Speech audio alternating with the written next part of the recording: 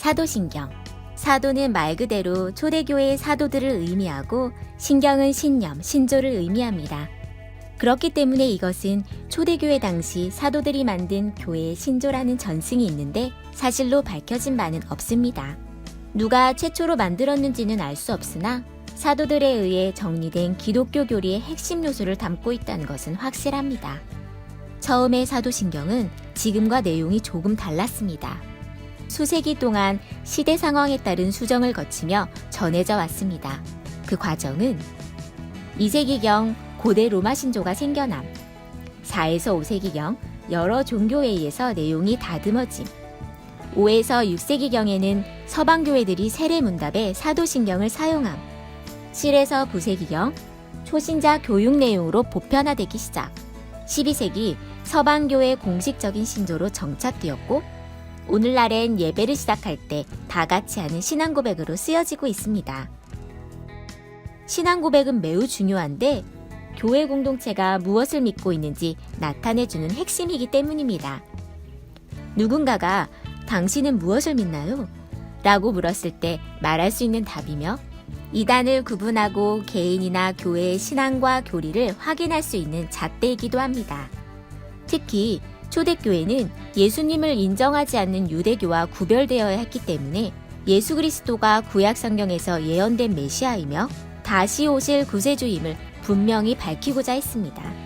따라서 사도신경은 삼위일체, 성육신, 속죄, 부활 등 예수님의 신성을 나타내는 내용들을 포함합니다. 그 내용은 다음과 같습니다. 나는 전능하신 아버지 하나님, 천지의 창조주를 믿습니다. 나는 그의 유일하신 아들, 우리 주 예수 그리스도를 믿습니다. 그는 성령으로 잉태되어 동정녀 마리아에게서 나시고 본디오 빌라도에게 고난을 받아 십자가에 못 박혀 죽으시고 장사된 지 사흘 만에 죽은 자 가운데서 다시 살아나셨으며 하늘에 오르시어 전능하신 아버지 하나님 우편에 앉아 계시다가 거기로부터 살아있는 자와 죽은 자를 심판하러 오십니다. 나는 성령을 믿으며 거룩한 공교회와 성도의 교제와 죄를 용서받는 것과 몸의 부활과 영생을 믿습니다. 아멘.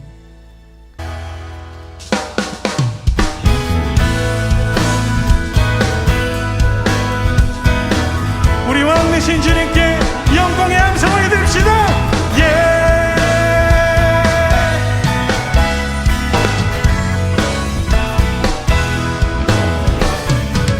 여호와를 즐거이 불러 기쁨으로 주께 나가리. 여호와 하나님 는 주의 백성 이르시는 양이라. 여호와를 즐거이 불러 기쁨으로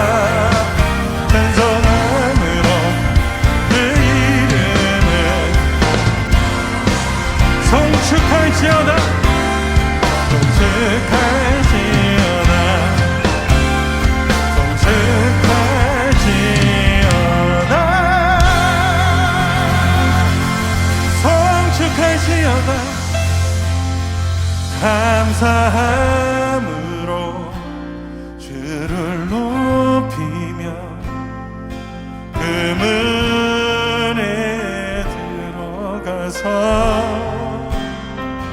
찬송함으로 그 이름을 우리 왕 되신 주님께 우리 손들고 찬양하며 나갑시다. 감사함으로 주를 높이며 그 문에 들어가 찬송함으로 그 이름을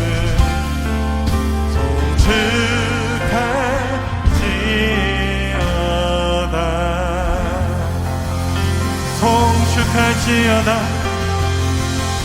송축할지어다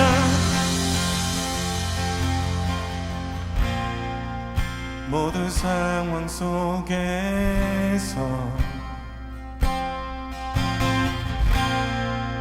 주를 찬양할시라.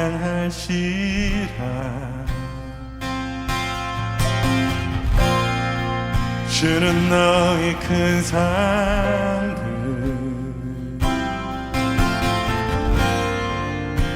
큰 도움이시라.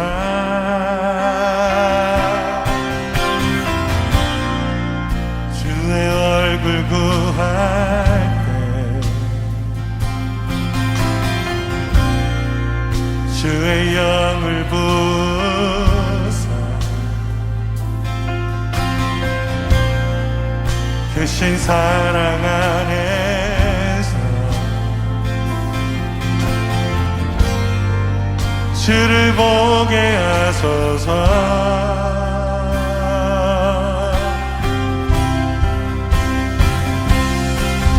내 영혼이 완전되고 완전되어 싸우니 은혜는 들어 주를 바라봅니다.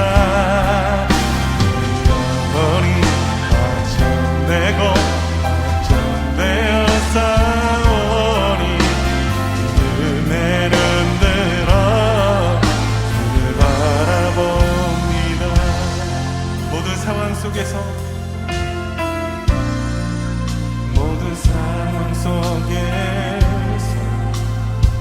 주를 찬양할지라.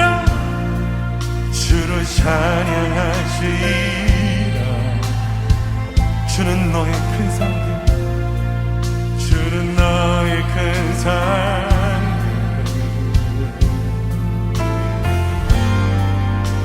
큰 도움이시라.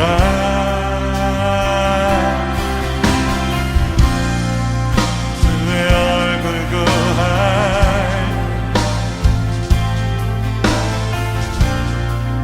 주의 영을 부사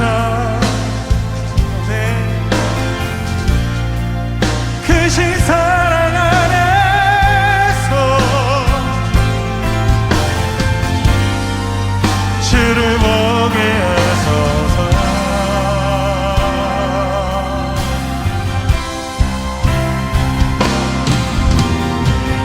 영원히 확정되고 확정되어 싸우니 은혜는 내려 주를 바라봅니다.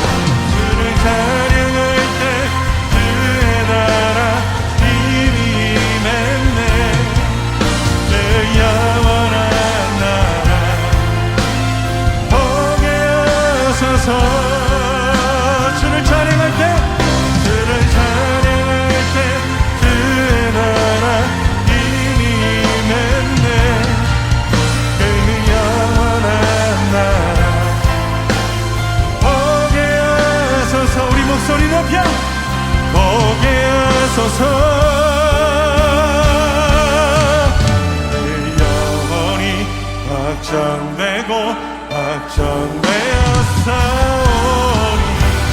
믿음의 눈으로 눈을 바라봅니다. 내 영혼이 확정되고 그렇습니다. 내 영혼이 주님께 확정되었습니다.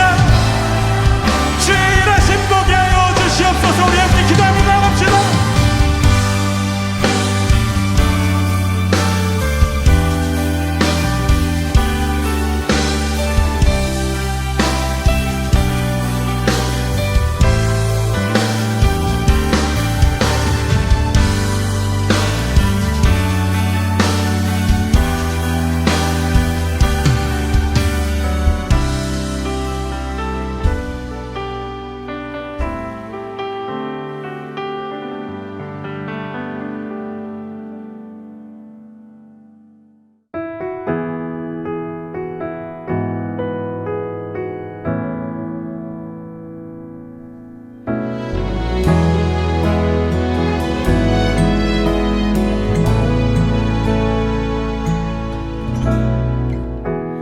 모든 것 아시는 주님, 나의 맘의 연약함 보시고 부족한 그 모습대로 주님 마음에 새겨주시네. 여러분 반갑습니다.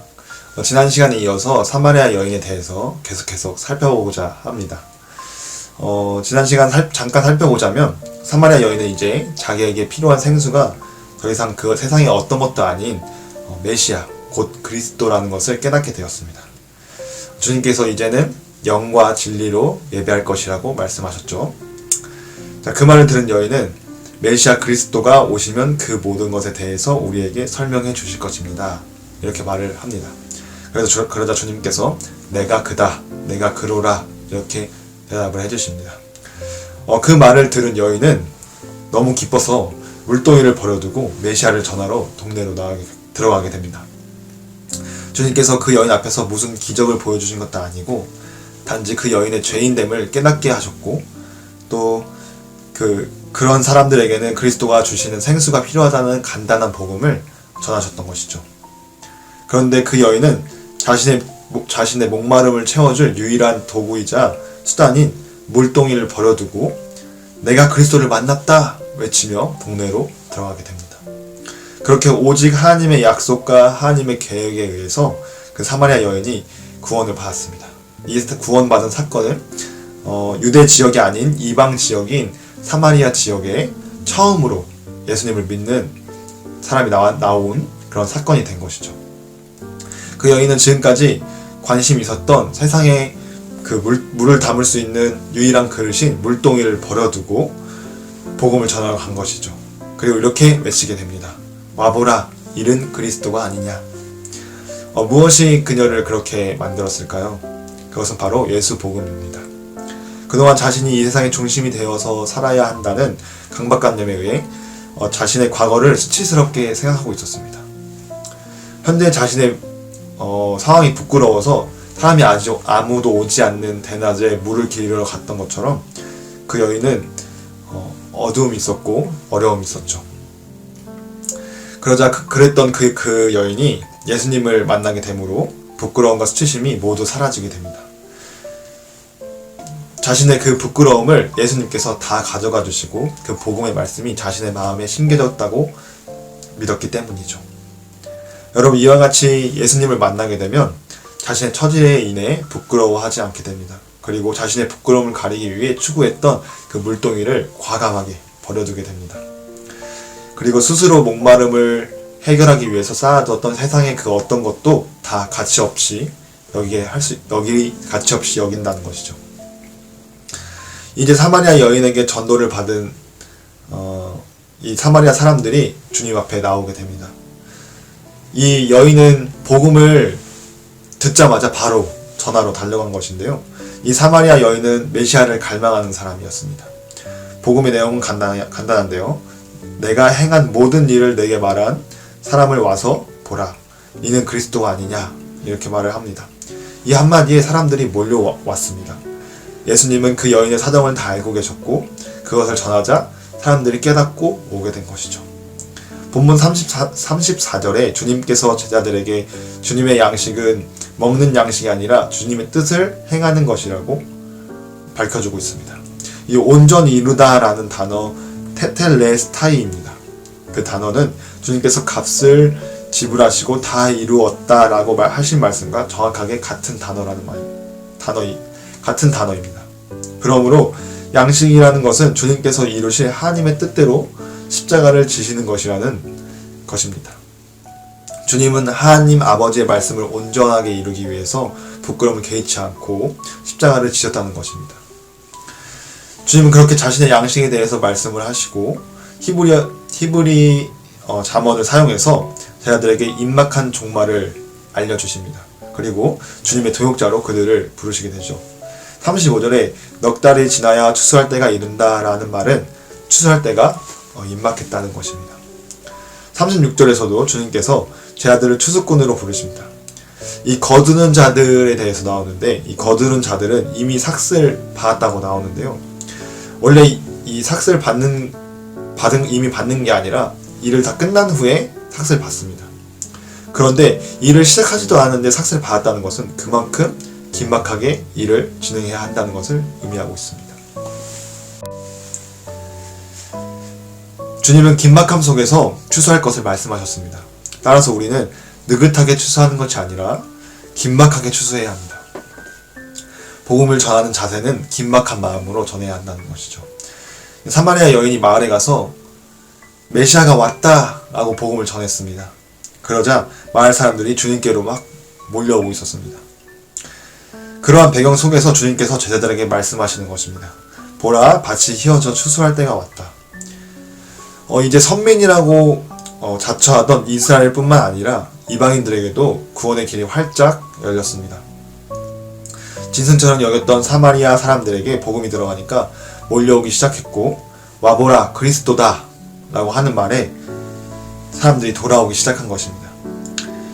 이렇게 세상은 능력 있는 자를 쓰지만 하나님은 미련하고 약하고 상처받고 소외된 이 회심한 여인을 들어서 쓰십니다. 주님은 이 일에 여러분을 쓰시길 원하십니다. 씨 뿌리는 사람은 한 사람입니다. 누구일까요? 그것은 바로 예수 그리스도입니다. 거두는 자들은 제 아들을 비롯한 하나님의 백성인 바로 나인 것입니다. 왜 주님께서 심으셔놓고 아무 자격도 없고 노력도 하지 않은 우리에게 거두라고 하셨을까요? 그 이유는 36절에 나옵니다. 뿌리는 자와 거두는 자가 함께 즐거워하게 하려고. 주님께서 뿌려놓은 씨의 열매를 자신들의 백성에게 거두게 하십니다. 그 이유는 주님과 주님의 백성들이 함께 기뻐하기 위한 것이죠. 비록 비천한 이방인 여자였지만 이 여인을 통해서 사마리아 도시가 메시아를 맞이한다는 것은 꿈에도 생각하지 못했던 일이었습니다. 그뿐 아니라 자신을 외면했던 사마리아 사람들이 자신을 통해서 예수님께 돌아오는 그 즐거움이 얼마나 컸을까요? 복음을 전하고 천하보다 귀한 한 생명이 돌아오는 그 기쁨은 주님의 기쁨을 공유하는 것이고 복음을 전하는 자만이 겪는 기쁨인 것입니다. 그러므로 전도는 우리의 노력과 힘으로 하는 것이 아니라 주님께서 뿌려놓으신 알곡들을 거저 주워 담는 것입니다. 감사 중에 최고의 감사는 주님이 뿌린 씨앗이 자라 열매를 맺었는데 그것을 거두는 일을 하는 것입니다. 주님이 그렇게 하도록 정하셨어요. 그리하여 우리는 그러한 일들을 통해 기쁨을 얻게 됩니다. 자, 예수님의 거둠의 기쁨이 어떻게 우리에게 주어지게 하셨을까요? 37절에 보면 예수님께서 한 사람이 심고 다른 사람이 거둔다는 말이 사실이다 라고 말씀하십니다. 예수님이 심고 내가 거두는 것입니다. 주님이 심으시고 가꾸시면 나는 그냥 거두기만 하면 되는 것이죠. 주님을 통해서 우리가 전도할 때 친구들이 온다고 해서 자랑할 것도 아니고 안 온다고 해서 낙심할 것도 없어요. 그것은 주님이 다 알아서 하시고 주님이 때가 되면 다 거두어 주십니다. 우리는 주님이 이 일을 맡기심으로 우리에게 허락하신 그 거두는 기쁨에 동참하는 것만으로도 감격할 일입니다. 우물가에 5 남편을 둔 사마리아 여인이 물동이를 벗어 던지고 전도한 그 결과는 어떻게 됐을까요? 상종도 안 하는 사마리아 지역에서 예수님이 이틀을 주무시게 됩니다. 유대인이고 랍비로 여겼던 예수님이 식사 정도 하는 것이 아니라 그곳에서 유숙했다는 것은 굉장히 놀라운 사건이었어요. 하나님이 버림받은 땅이 하나님이 버리신 땅에 계시고 말씀을 전한 것이죠. 그 결과 말씀을 듣고 믿는 자들이 더욱 많아졌다는 사실입니다. 이것은 세례 요한처럼 사마리아 여인이 주의 길을 예비한 것입니다. 사마리아 여인은 더 이상 상처받고 버림받은 여인이 아니라 하나님 나라에 쓰임받는 귀한 존재가 되었다는 것이죠. 여러분, 이제는 주님이 다시 오실 것을 예비하는 사마리아 여인과 세례 요한과 같은 복된 존재들이 되기를 주님의 이름으로 축복드립니다. 여러분, 예수님이 직접 구원하실 수 있지만 제자들을 통해서 하신 이유가 무엇일까요? 그것은 36절에 뿌리는 자와 거두는 자가 함께 즐거워하게 함이라. 뿌리는 자와 거두는 자가 함께 즐거워하기 위해서입니다. 우리는 다만 거두는 기쁨에 동참시켜 주시려는 하나님의 배려에 거두는 자로 세우심을 받는 것 뿐입니다. 예수님께서 처음부터 끝까지 다 이루시고 행하게 되십니다. 38절에 보면 내가 너희로 노력하지 아니한 것을 거두러 보내었노니 다른 사람들은 노력하였고 너희는 그들이 노력한 것에 참여하였느니라. 아멘. 예수님이 이미 심으셨고 가꾸셨고 열매를 맺게 하셨습니다. 그리고 나를 통하여 열매를 거두는 것입니다. 왜 그렇게 하실까요? 그것은 주님이 우리와 함께 기쁨을 나누시길 원하시는 것입니다. 그렇다면 이제 여러분들도 물동이를 버려두고 주님을 자랑하고 싶어서 못 견뎌 뛰어갔던 그 사마리아 여인처럼 여러분이 힘으로 여기고 있었던 이 세상의 물동이를 던져버리기를 원합니다. 그리고 주님의 말씀을 쫓아 하나님을 사랑하며 이웃을 사랑하는 아름다운 증인의 삶을 살아가길 원합니다.